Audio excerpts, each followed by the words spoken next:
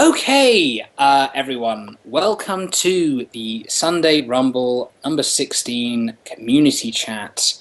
With us here today, we of course have Byron Cavendish, we have Graphic Sturty, we have Deadpool, we have Scrimscrawl,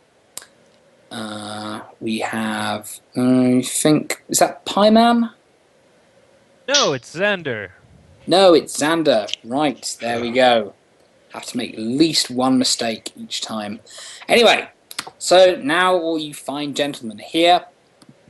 Now we can get down to the business of talking about the matches and what great matches we had today. The first match of the day was the Wolf Knights versus the Gentlemen. Yep. Okay.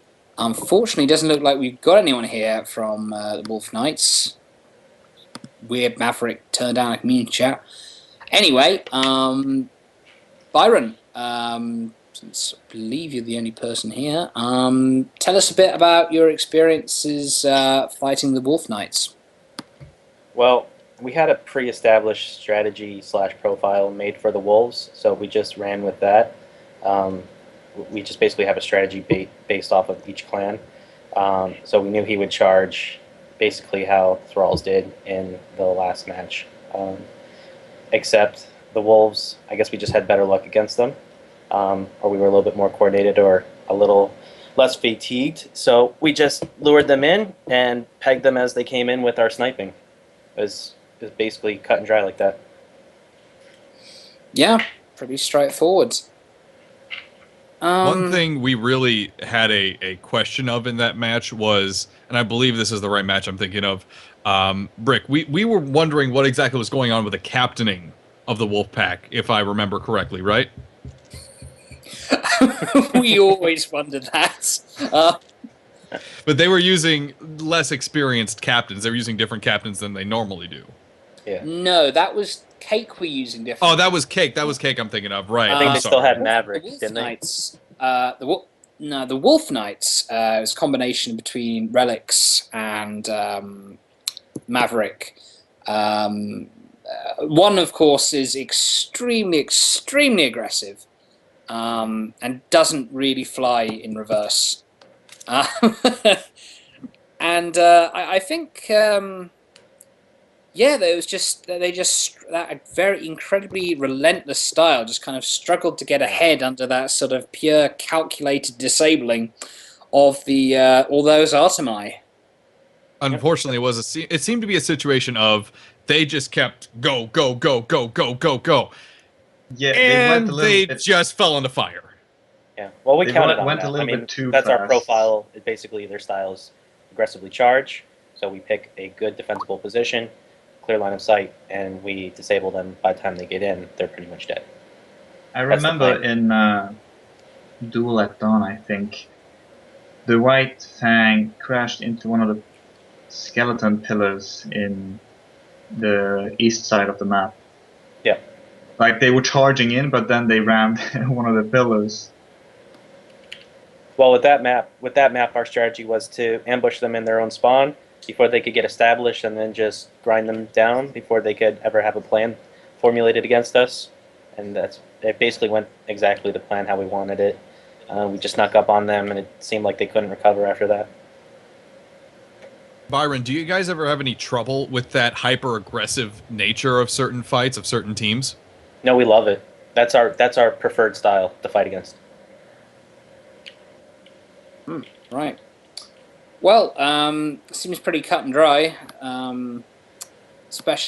Regrettably, Mav isn't here to to talk us through his side, so I guess we better move on to the next match. And well, the next match chronologically was the buggery. Let me just bring it up again. It was What was this? the Global Thralls versus Cake. Yes, and we were going to comment that we had some new pilots we hadn't seen before piloting for Cake, and I believe, Xander, you were one of them? Well, this would be my second Sunday Rumble. Right. Okay. So you have been there before. I just forgot. It was a while ago. Hmm. Why did that choice of captains happen? We at Cake, we work kind of on a first come first serve basis. If somebody wants to compete competitively, they just sign up and then they get to play. We don't want to tell people no if they want to give it a try. Mm-hmm. Fair enough. So who was it you were co-captaining it with today? An individual named Mega M. Mega M. How well were you meshing with Mega M today in your matches? Did you feel there was chemistry there? Do you think it was tricky, kind of getting into the flow of things? Interestingly enough, today was my first time ever piloting with him or playing with him, really. The first match we had some communication issues, but we seemed to work it out in the second one. It did seem like in that first matchup, at first you allowed.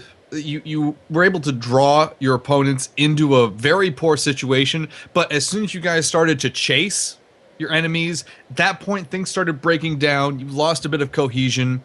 How did you try and turn that around for the second game? We just tried talking a lot more. I asked him to tell me what he was going to do before he decided to do it, and just worked a bit better that time.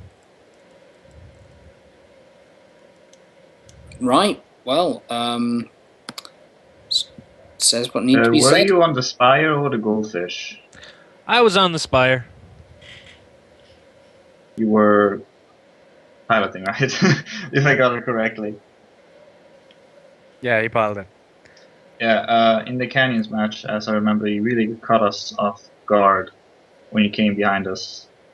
And the first engagement, I think. Oh yeah, that was a good one, wasn't it? I was Yeah, proud we of I managed was to get the trying to- Goldfish, but the Spire itself got both the Pyro and I was trying to down. teach both Fiasco and Graphic that if you set up there and you hear drums, if the ship behind you hear drums, then they're coming behind. And if the ship in front hear drums, then they're coming in front. So basically, they said they heard drums, and we started to turn that it was too late there. Now, what was the decision for you guys to be on separate sides of that cliff and that second map? Because you had the Spire on the north side of that really big rock, that crag, and then you had the Goldfish on the far south side. It would have been great if they had came at you directly from the east, but that didn't happen, unfortunately. They came at you from the southeast. What was the choice to make that original setup? Well, there wasn't really a lot of choice involved with that one. That was after the Goldfish had died and he'd spawned and kind of got separated from where he wanted to go. Mm-hmm. So when that second engagement happened, we were really separate, and the Goldfish was taken out pretty quickly again, and then that was right when we came around the corner. Yeah, golly, yeah, you guys got really, really separated, didn't you? Yeah. Hmm. It was unfortunate. The Goldfish got taken out so quickly that Hmm. Spire didn't really have a good chance to react. Well, on the first engagement, he got us both. Hmm. And how did that match on Canyon end again? We were going up against them in their spawn, their side of the map. And we just rushed for the Spire, basically. Yep. Oh yes, that's right. You went right past the Goldfish and you just bum rushed the Spire and just took it out. Yeah, I think you got at least 2 ram kills on me. Was ignoring that Goldfish a difficult choice? Was that a big concern? Or were you pretty sure, okay, we go for the Spire, we get it out of the picture, all of a sudden a lot of problems solve themselves? It's not a concern since the Goldfish has a major disadvantage if it's lower than you with the Hawacha. So it was basically just going for the Spire all the time. It sounds like you guys knew exactly where you wanted your positioning to be for that fight, and it worked out very well for you. Yeah, I mean, Yeah. if you bring a Hawacha fish, you really, really gotta have your teamwork down to the line, unless you just wanted to miss all the time or just be a pain in the ass for everyone, because it is really hard to execute. Yeah, well, that pretty much says it all. Anyway, now the next match was, of course, the Flying Dutchman versus the Gentleman. I hear a yell of joy from Deadpool in the background there, I think. Just faintly. Now, Finally first say off, the first game actually approached our new 30-minute time limit in Northern Jesus. Fjords. Was Well, it we that are the long? gents. That, 'Cause yeah, you that said 8 minutes, and I'm like, oh shit, 30 minutes, holy shit. It's only proper. Oh, yeah. So Deadpool, I mean, tell me what you. I think you were trying to kind of taunt the gents, trying to make them kind of come out of their defensive position a few times there. No, that's my usual self. I can't be kept silent. And Oh, okay. I'm trying to make it interesting because I know sniping matches. There's nothing when you're standing over there and they're behind the rock over there. Nothing is happening over here. We have to try to entertain at least at some way, anyway, really. So just try to talk smack, talk fun stuff towards each other. That's why I said let's just pitch up the tents and have a good story for the bonfire, really, because I knew it was gonna be a really annoying match with them just hiding over there, we hiding over here, and when you said 8 minutes time limit, still we were like, ah, damn it, well, fuck it, we'll just go in. We don't want to be tied. Someone has to win, really. Was Tie any match. part of your strategy there to just string them out? Because I saw after your companion died there, Yeah. you were pulled back behind that cliff very quickly, and the Jets started getting strung out a little bit. They started to tail. They started to pull around behind you, and then as soon as they kind of clicked that, okay, we're not exactly in the best position in the world, they pulled back. Was that actually a strategy, or was that just happenstance? Well, Colchris would say that TFT has no strategies at all. It was kind of my strategy just to poke back and forth, just to show my face, and then try to make them break from each other. Try to, maybe one will follow me, try to, he's weak, I'll try to kill him. But they came, both of them came after me, so I just pulled back the most I could, and then they stopped following me, went back to their goddamn cloud, hiding. Goddamn cloud.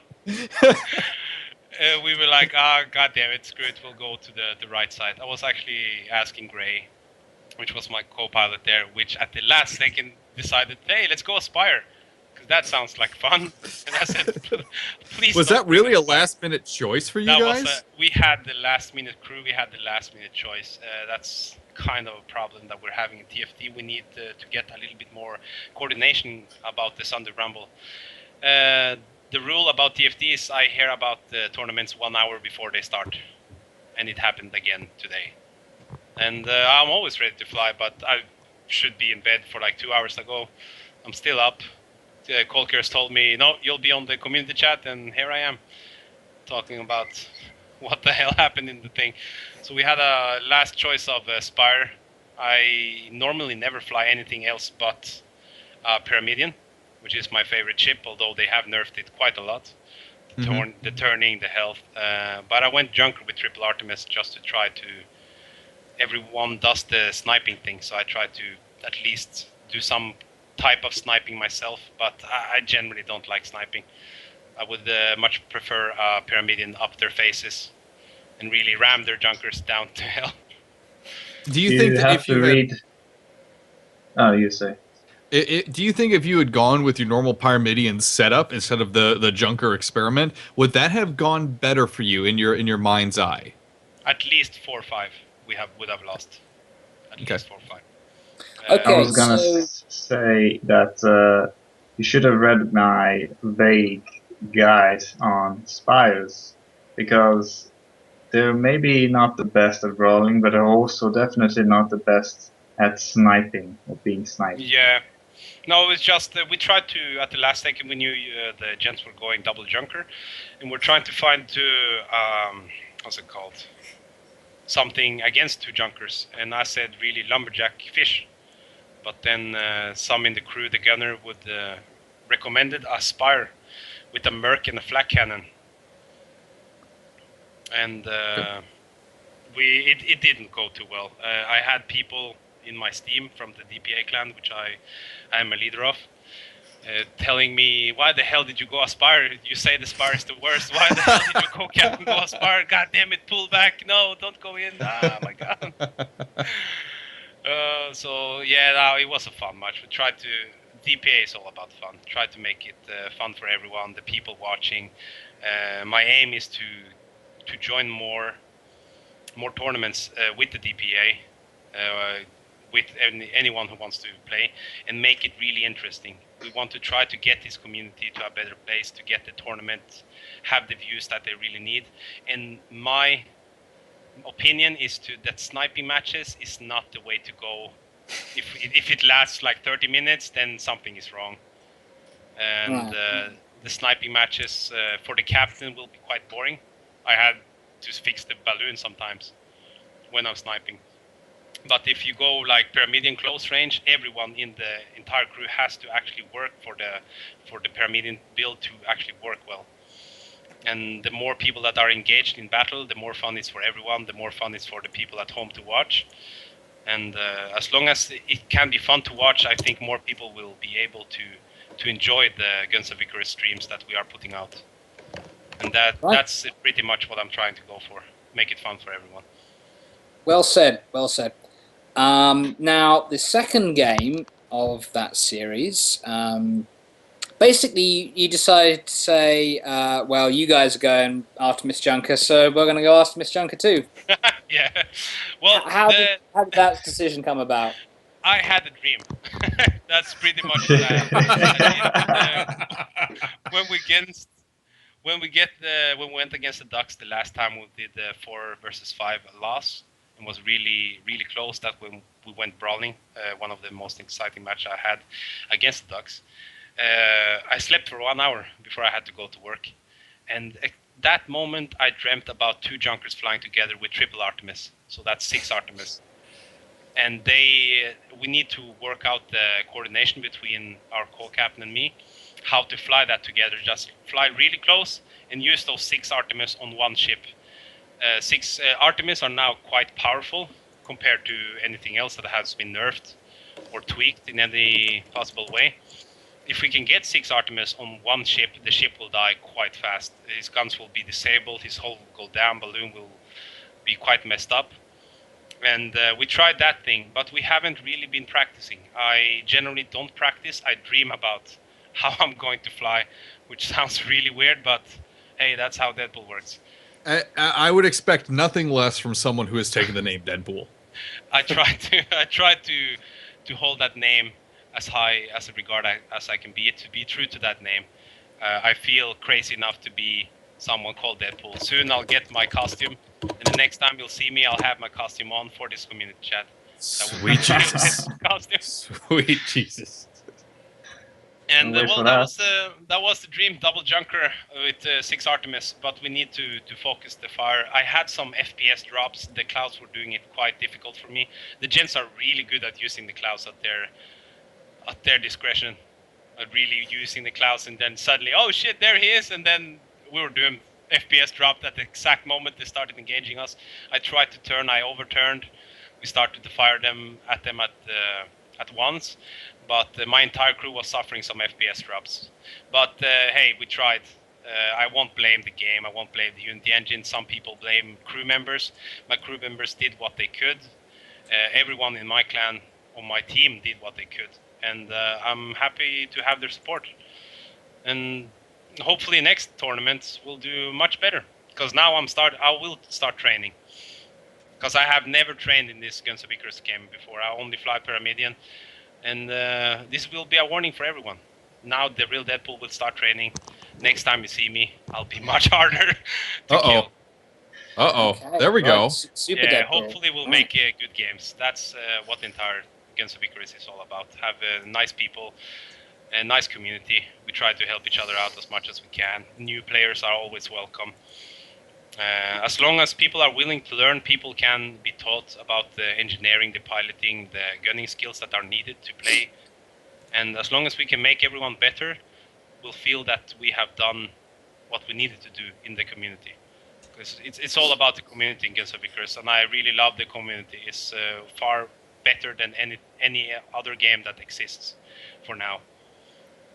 And I'm really proud of the community. As long as the community will stand by us, we'll do much better in game, in tournaments, and be better. And I really have to appreciate or say thanks for the Muse people that are always there making tournaments, taking back feedbacks, doing what they can to tweak the game to be it better. But for God's sake, stop nerfing my goddamn Pyramidion. Yes, yes, indeed. Pyramidion is fine. Very well said. Thank you very much for being so thorough, Deadpool. Oh, I'll say what's needed. If maybe Byron, what were your experiences just fighting Flying Dutchman? What were you expecting? Well, in our practice sessions, we practice against Double Junker a lot, so we were well prepared for that build. And the way I run it, to kind of comment on what he said earlier, it's never boring for a pilot because I've worked in a kind of hybrid duck build where I'm copying Squash to an extent. I'm now the engineer, so we can have maximum offense on our ship. The initial engagement is very important with those Artemises. It's about who just gets the tables off first. So I want all three of my crew shooting, and I can handle the hole in the balloon. Non-essential repairs are not necessary, engines, anything like that. We ignore it. We just go for maximum offense. We try and get that superiority. We just, for that second map, the one he was talking about, we just always try to establish a good middle position with shooting lanes where we can pin them down. And then my gunners they're basically all just gunners. They do minimal repairs. I do most of the repairs as the captain. That keeps us a little bit more offensive. My other captain was a replacement because Feast was having issues. So we had some communication issues. We weren't as fluent as we usually are, but I think that went really well. And that's a hard matchup. The triple Artemis Junkers versus each other. It's all about that initial engagement. I mean, it wasn't really about the piloting, though, was it? So much as it was about the very precise math, like Lebanata was putting it, yeah. of just the micromanagement of the ship and all the different roles, and just following one plan and following it very rigidly. We practice emergencies a lot. We practice damage control. So when shit hits the fan, nobody panics. Everybody sticks to the plan, which is basically just get your guns up and start shooting again. I'll take care of the other stuff. So we can usually take ships that, even if they copy that build, for example, with Deadpool, we can usually win those battles just with that massive training we do. You were a junior navigator the entire time of this tournament. You never went pilot at any point in time. How did having not junior navigator, junior technician? Oh, junior technician. I am a level 14 pilot. Doesn't that kind of hurt inside on some deep guttural level? It does. It does. As a pilot, just seeing that. I'm only junior technician. I'm only 8 achievements away from level 15 pilot, so it does sting a little bit to be the engineer, but it's necessary for the build, and it's only. How did that extra engineer slot? How did you, being an engineer, actually help you out in this evening's events? At any time we got fire damage, I could immediately put it out in the balloon. I took care of the top engines, the balloon, and usually the hull. Unless we go to 50% hull, then we have 2 engineers. If we go to 25% hull, then we have 3 engineers. So usually it makes all the difference because we don't have that second gun not firing. We have all our guns going 75% of the time. Right, so it's just the very precise coordination between the crew and the internal workings of the ship that won the day.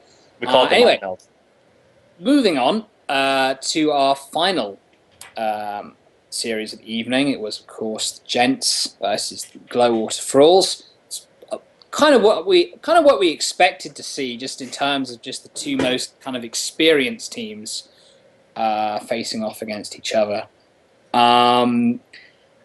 So the first match was on Paraton Rumble, and Graphic Sturdy, you took your Carronade Spire, and of course the gents took their Artemide Junkers, and you were pinned down for most of that match, just trying to find a good angle to engage with those short-range guns. What was that like?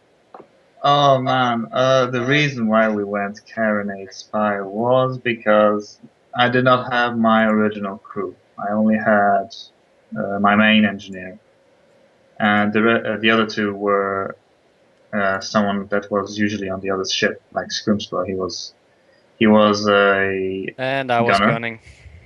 Yeah, and Matilal was gun engineering. I don't usually have them on my ship. And Scrim said he cannot shoot very well Watcha, but I really wanted Lumberjack, so I just went, you know what, we'll have to go Carronade. Because if I would have taken Mobula on Parisian Rumble, it would have been worse. Trust me. Well, Also- the thing is, you actually managed to pull off a really amazing comeback when it seemed that you were basically out for the count. I mean, how did that happen? I think just playing the gens and they take a fairly longer range build and also have that broadsides kind of gets the really competitive side up in us, whereas we want to try to see how we can get into a brawl situation with them, even with the Spire. Just see how long it takes to try and flank them, try and hit them from the front, anything. It just didn't work on that one, but it worked on the Dunes map, though, so it's just the challenge of playing against it and then sometimes it goes wrong for us. It was amazing seeing you guys being cornered the majority of that first map. Majority of it. You were getting pinned down between those buildings. There were some risks taken that may not have needed to be taken, but this is the big but. You guys ended up coming back. I believe you only lost that 5-3. Brick, correct me if I'm wrong here. That is correct, and That is I mean, 5-3.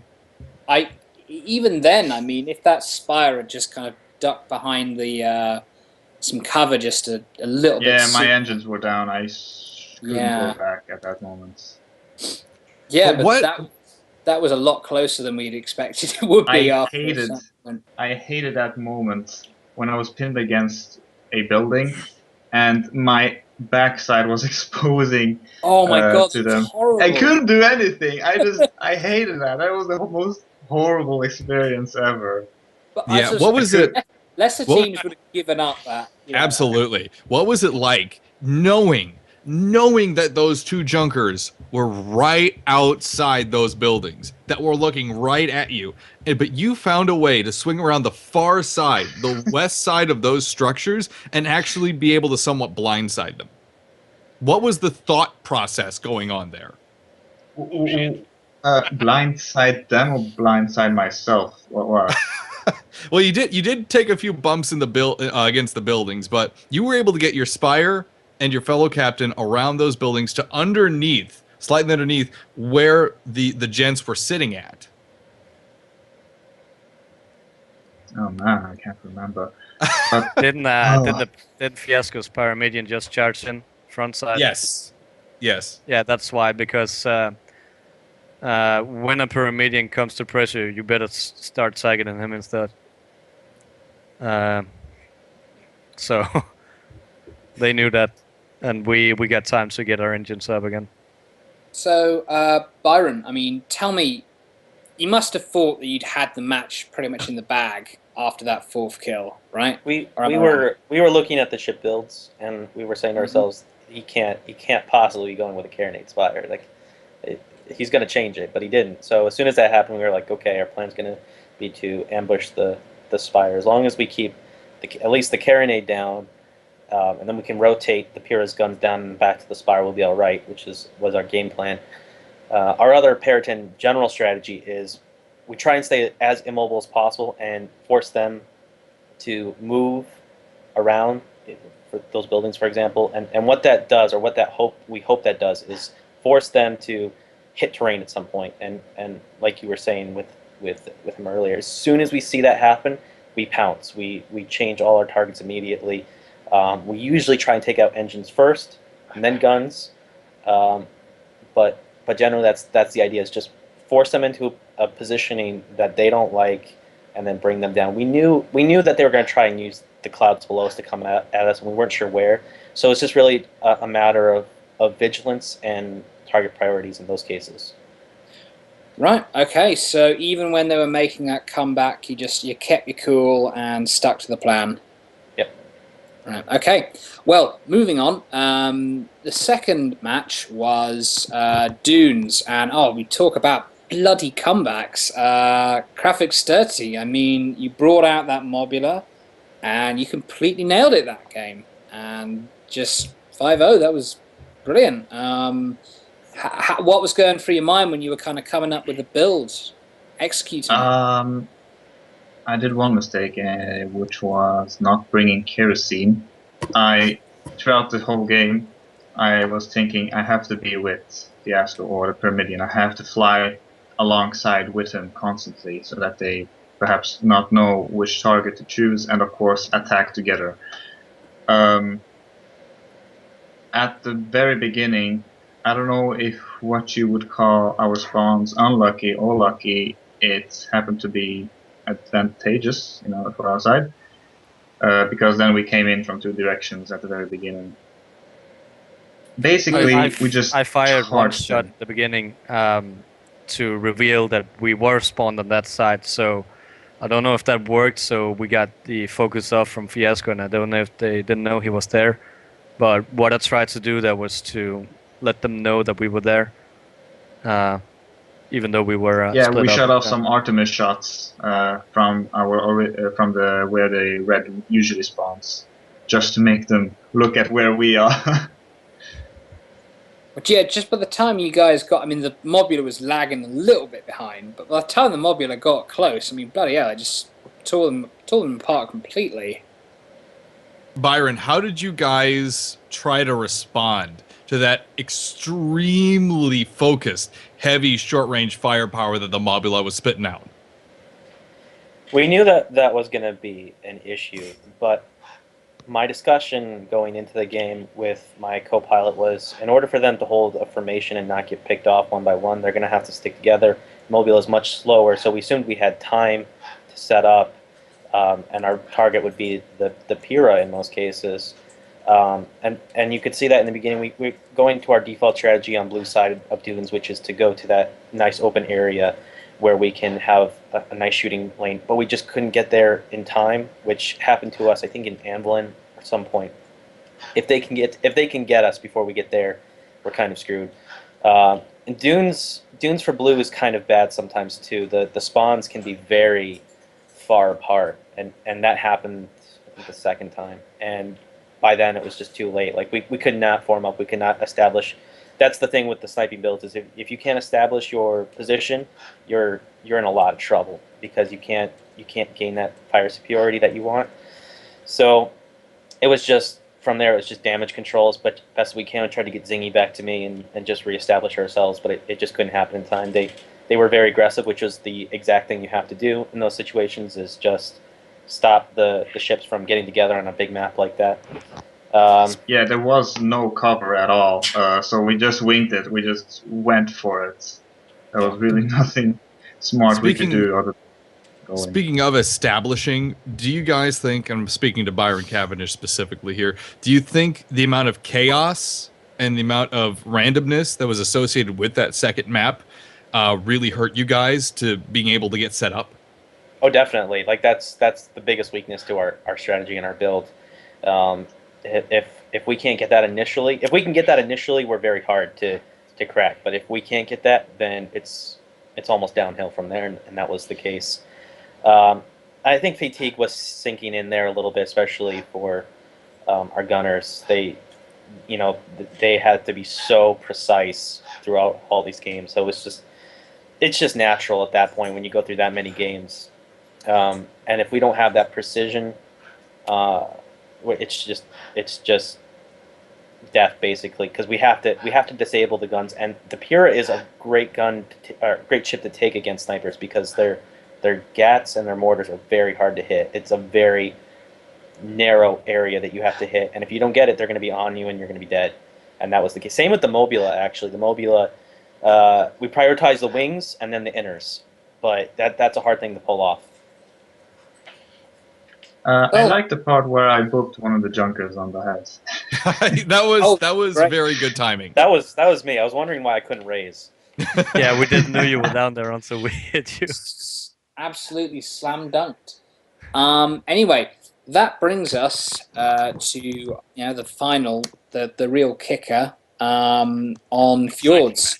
And God, what a match! What a match that was. I mean, Graphic Sturty, I saw from you at the beginning, just that little hydro boost up into the cloud before we managed to get a spot on you, while Fiasco was going down low in the Pyramidion. That was just beautifully executed. Thanks Grimscroll for that. He was actually commanding us to. Oh, Scrimscroll. Do that tactic. Do that then. All right. Well, I looked at their tools and saw that at least Byron wasn't a pilot, so he couldn't rise up with us, and the other junker cannot leave his ally. So we decided to rise above them, try to take out some of the Artemis on the way there, and then have Fiasco pop up and bring the pressure on them. It's proving the importance of the pilot class, which I like. After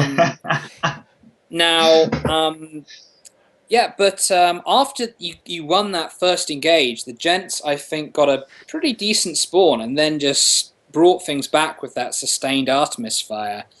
And, things just got so close. And by there's that final engage where the two of you were just in this standoff, and we knew what was going to happen. It was going to be the short-range charge versus the Artemis fire.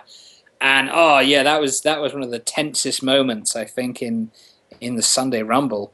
Byron, what was kind of going through your head as that game was going? It was like the end was drawing near, that last tense moment. Well, let me first say I don't really feel disadvantaged with that because I never take hydrogen anyway, and I prioritize in terms of buffing. I prioritize hull and then balloon and then turning engines so that I don't need Phoenix Claw, I don't need hydrogen, and I'm pretty much all set. And I never really felt like that was an issue. It was really close. That final engage, I knew they were going to come through low again because that's the best way to approach that area. I turned my brawl side on them, but we couldn't put the DPS out quick enough before they got those double gats. The double gats on the Mobile and the single gat on the Pura just stripped our hull very quickly. And in those cases, when you're 4-4 and you're just going for the final kill, that's the exact thing you got to do, is just neglect everything and just go for that final kill, just balls to the wall and hope you get it. And that's where we kind of lack. We don't usually get to those 4v4 situations because we don't have that quick DPS. That's the disadvantage of at least the Hades Banshee build that I run, is it's more of a sustained over time piercing explosive build, whereas the Gat Mortar is much quicker. So in that exact scenario, the Gat Mortar is superior, and we'll get that final kill. And that's exactly especially if it's double Gat Mortar. Yeah. Mobula. I probably should have been further back, but I just didn't get to that point, I guess. As you guys were experiencing that final charge against you, Byron, what were your thoughts as to how you could make it out of that situation with getting that one kill you needed first? It really didn't change our overall strategy, which is, well, I switched from my Artemis side to my Brawling side, which means a little bit less disabling, but I just knew that they were going to come in close, and I felt like I needed it.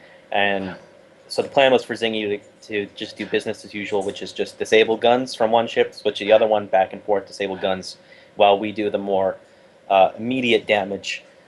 But just the way they engaged, they had a much superior engage. And and we just didn't control the engagement. That's all it is. It's just controlling the engagement when it happens, how it happens, and we just didn't have the range that they got really close really quick, and it was just that simple.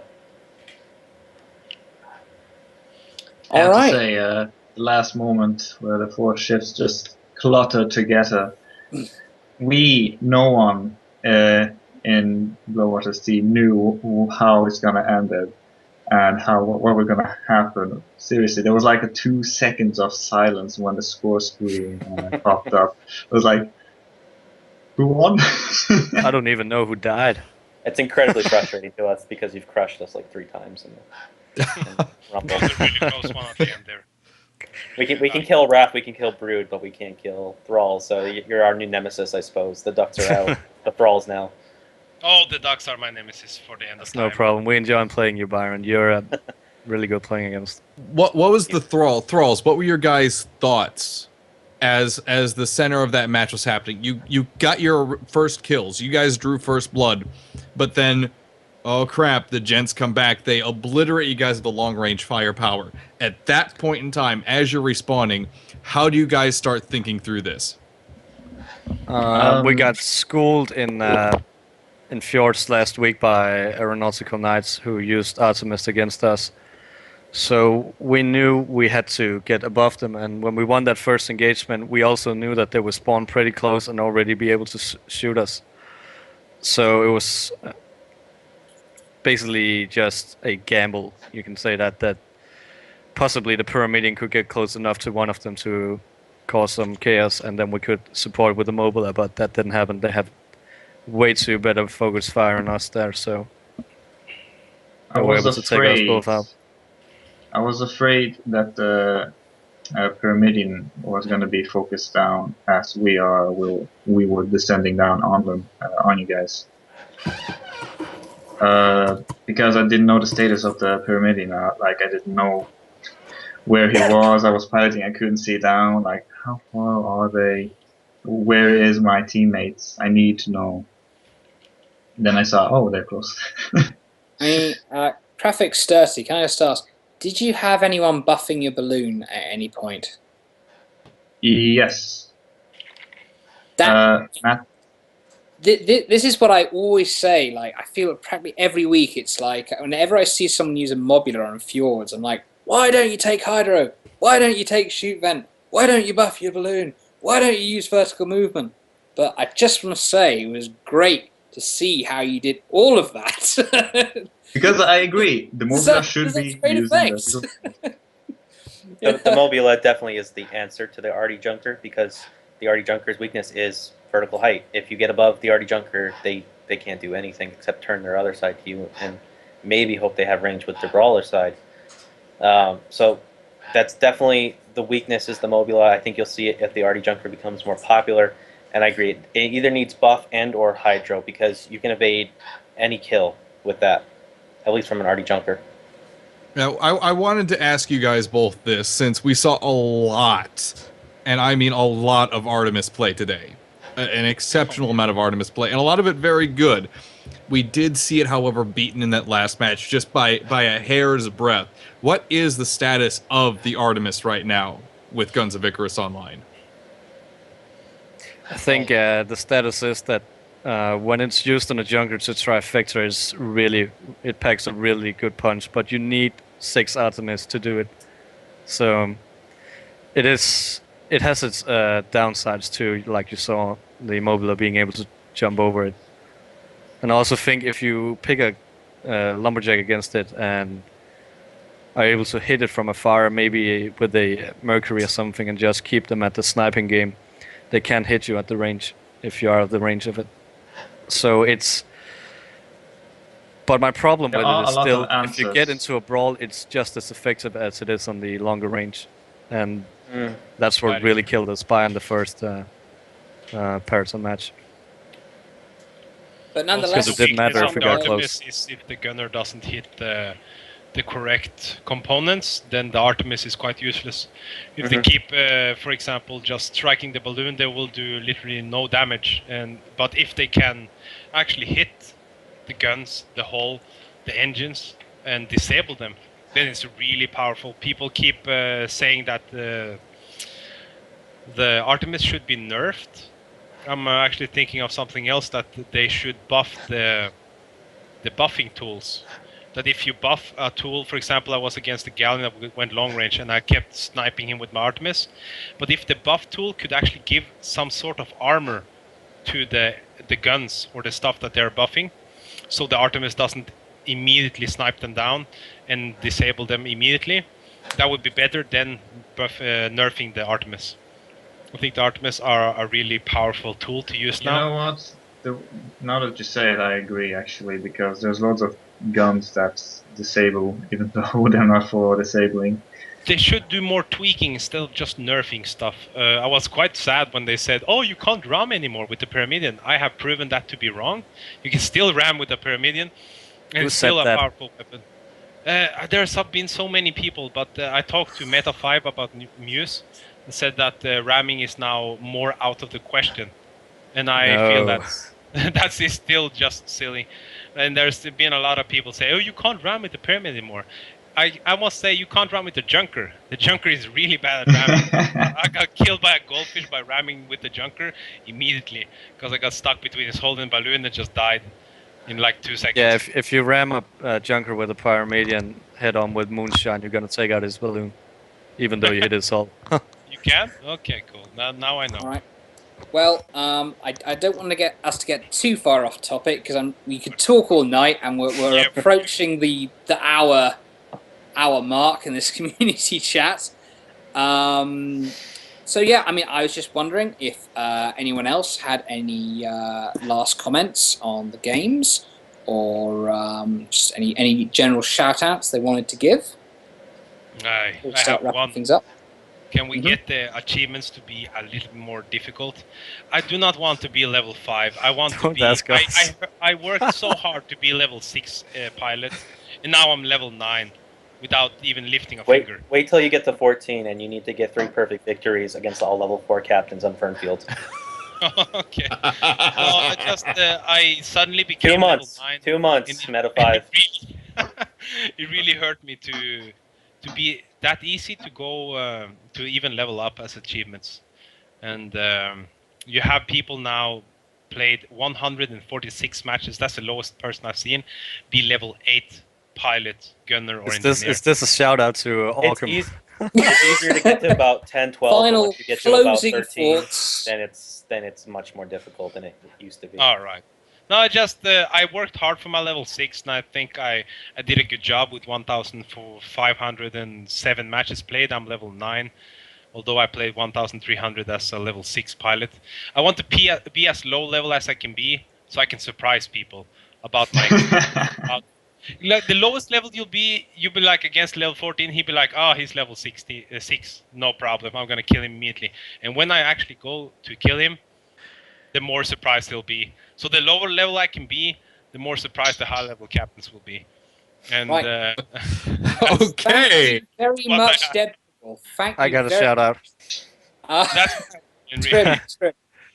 I want to thank Polaris for practicing with us. It was a big help for us getting the Mobula to work. Awesome. Yeah, right. I really like seeing Mobula competitive, and to just backtrack a little bit to reference that, people say the Artemis is overpowered, maybe a little bit, but that's the way meta shifts. If you watch anything like StarCraft 2, when something new comes into power, something else fresher becomes popular. Well, it used to be Pyrrha Gat Flak, right? Now it's the triple Artie Junker. So what's the counter to that? The Mobula. That's the job of competitive play, to an extent, to just throw all this stuff together and see how it works out. You know. Against the Junker with triple Artemis, if you can pop the Junker's balloon, the Junker can't really do much. If you can disable his guns, the Junker can't really do much. So that's the thing, as you were saying about the tournaments and stuff. It's about finding what can disable each other, what is good against that build. And as long as we can always find stuff that is much better than that the Muse people would never think about. And that's what we're doing right now. Absolutely. Now, I think I'm going to have to wrap it up there before we hit the hour mark. I just want to say it's great, Leetonator. You've been a great wingman for me, commentating your first Sunday Rumble. Good to have you job. here. Hey, Of course, good comments this time. congratulations to the gents for having a great game, and congratulations to Low Water Frost for winning. I'm glad for all the teams who participate. Hopefully, we'll see you all next week. There's my midnight chiming clock. And yes, thank you, everyone. Take care of yourselves. This Thank has you, guys. been the Sunday Rumble number 16. Goodbye. Adios. Happy Goodbye. birthday! Thanks for everyone.